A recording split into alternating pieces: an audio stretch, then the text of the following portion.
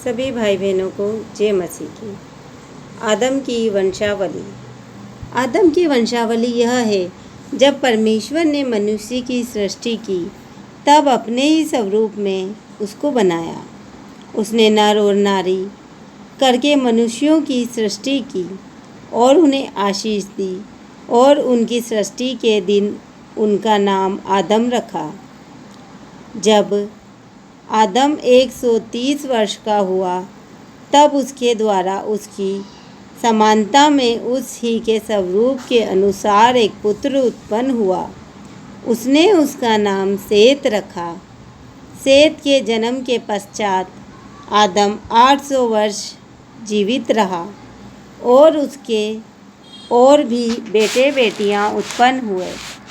इस प्रकार आदम की कुल आयु 930 वर्ष की हुई। तत्पश्चात वह मर गया। जब सेत 105 वर्ष का हुआ तब उससे एनोस का जन्म हुआ। एनोस के जन्म के पश्चात सेत 807 वर्ष जीवित रहा और उसके और भी बेटे बेटियां उत्पन्न हुए।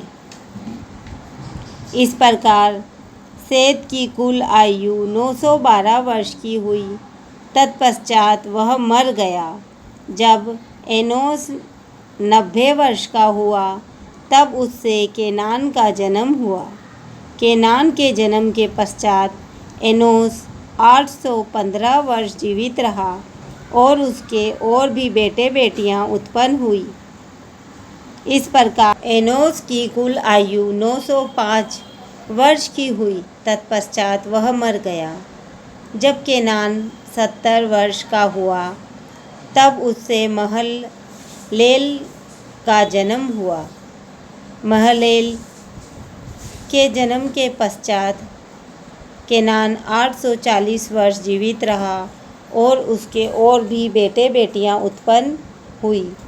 इस प्रकार केनान की कुल आयु 910 वर्ष की हुई। तत्पश्चात वह मर गया।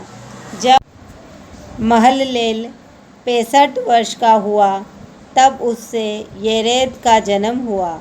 येरेद के जन्म के पश्चात महललेल 830 वर्ष जीवित रहा और उसके और भी बेटे बेटियां उत्पन्न हुई। इस प्रकार महललेल की कुल आयु 895 वर्ष की हुई। तत्पश्चात वह मर गया। जब येरेद 112 वर्ष का हुआ तब उससे हनोक का जन्म हुआ। हनोक के जन्म के पश्चात येरेद 800 वर्ष जीवित रहा और उसके और भी बेटे बेटियां उत्पन्न हुई। इस प्रकार येरेद की कुल आयु 912 वर्ष की हुई। तत्पश्चात वह मर गया। जब हनोक 65 वर्ष का हुआ तब उससे मतूशेलह का जन्म हुआ।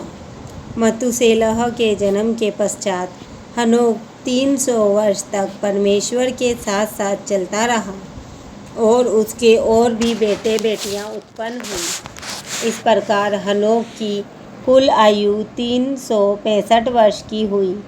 हनोक परमेश्वर के साथ साथ चलता था, फिर वह लोप हो गया क्योंकि परमेश्वर ने उसे उठा लिया।